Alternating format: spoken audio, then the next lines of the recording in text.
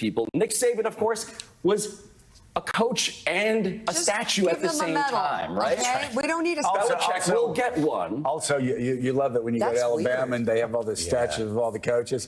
They're all like 5'3". Nick Saban, 7 feet tall, towering down. And of course, we culminated this exercise with another sculpture that we surprised the Pulitzer Prize winning art critic with. Okay. I don't know if we have just a little bit of footage. Butter. You may recall the art of butter sculpture. Is that State Fair?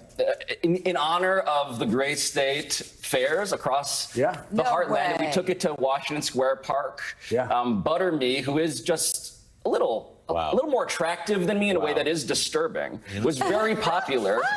So popular, in fact, that you may have contracted some things, allegedly. You may see that this guy was just a big fan of the show. And these individuals, this was just unprompted, by the way. Now, what did you do with it? Do you have it somewhere? The post-credit scene of the episode is gory. I want to warn you. He met a fate that I believe turned out pretty impressive. You were doing so well. Host of Pablo Torre finds out on Meadowlark Media, MSNBC. Can't find that anywhere else. That was That's just a terrible. great segment. You know, you win in the margarines. Oh, stop. Get out of here. God. Push away from the table. Can someone just roll him out? Go ahead. Still ahead, what members of the committee that investigated the January 6th attack are saying about Donald Trump's stated desire for them to go to jail. We're back in 2 minutes. How dare you? Sir,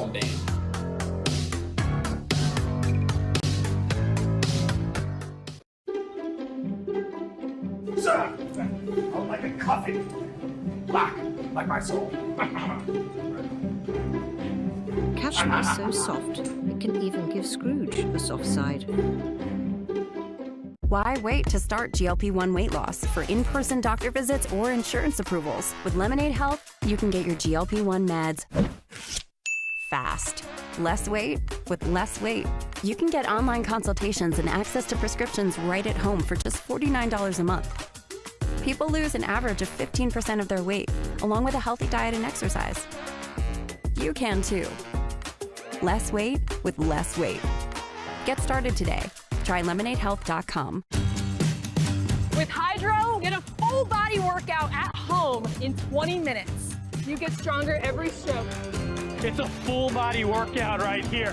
Ain't no better time than now. Woo! The best 20 minutes of your day. We don't have a lot of time, so let's move it, baby. Whoosh! No better time than now. Ain't no better time than now.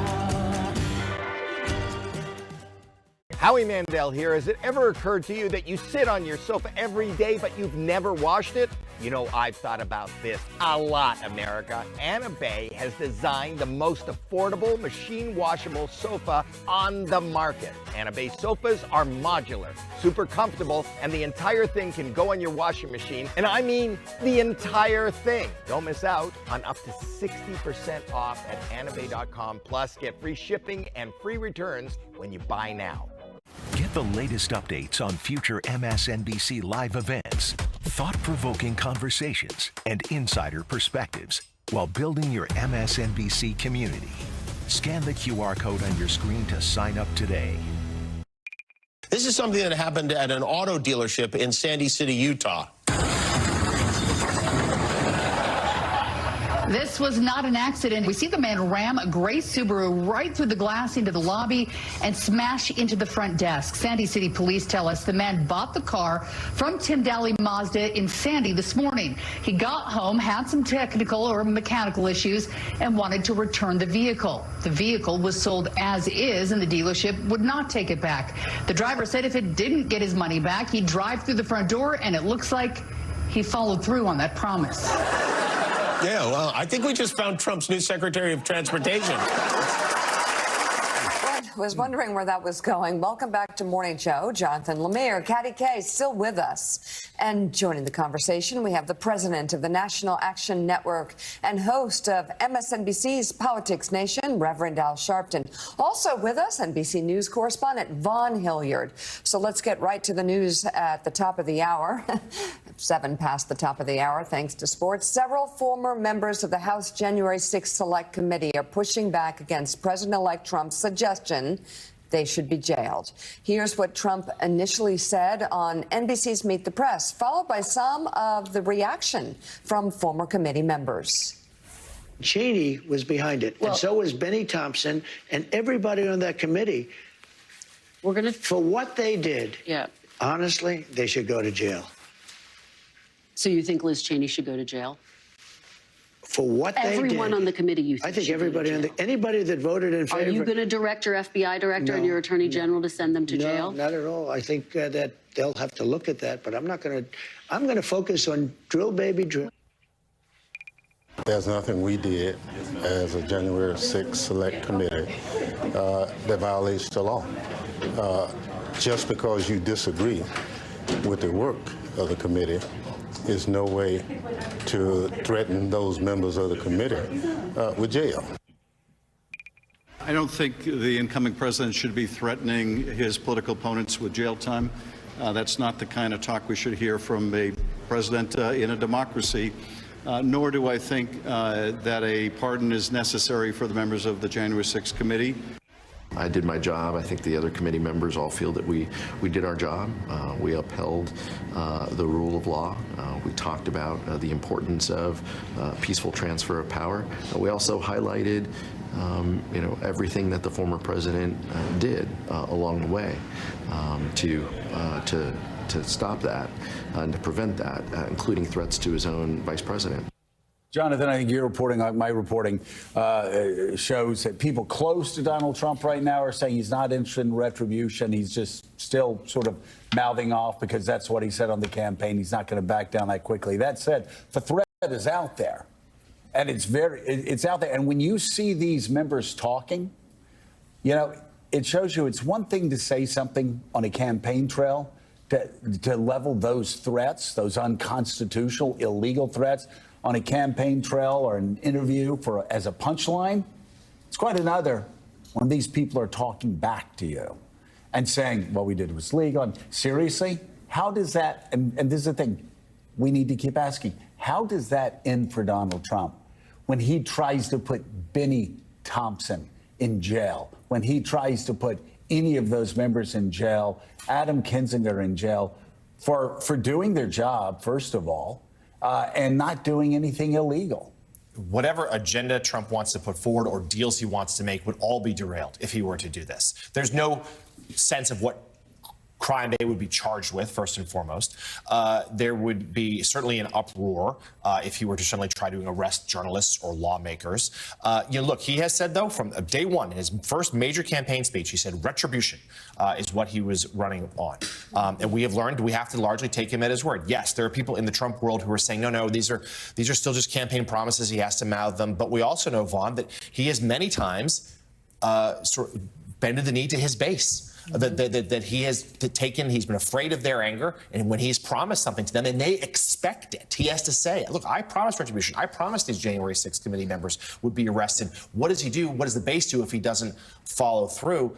And at the same time, I didn't hear any Republican lawmakers speaking out to defend their colleagues who have been threatened with arrest either. No, and if you look at Kash Patel, if he in fact is able to take the helm at the FBI, Kash Patel knows exactly what Donald Trump wants because he's been campaigning on it for the last 2 years, even before he started running for office. It's kind of like on January 6th. Donald Trump wasn't necessarily right outside of the Capitol with his fist up in the air saying, go and attack. But everybody knew implicitly what Donald Trump wanted them to do that day, and that was to stop the certification of the vote. And so for all of these nominees that he is putting forward, from Pete Hegseth to Tulsi Gabbard, Donald Trump, for months now, has been putting on social media AI images of Nancy Pelosi and Barack Obama, Liz Cheney in orange jumpsuits. He has called for the military tribunal of Barack Obama. He has called for the jailing of Jack Smith. So Donald Trump at this point, he doesn't really have to say much more. All he has to tell is Kristen Welker, they should be investigated. And that's exactly what his people are going to do, because he's been telling them that that's exactly what he wants. And that's the reason Kash Patel is there, because of the things he said on podcasts and other places. He's a guy who's going to carry out Donald Trump's retribution program.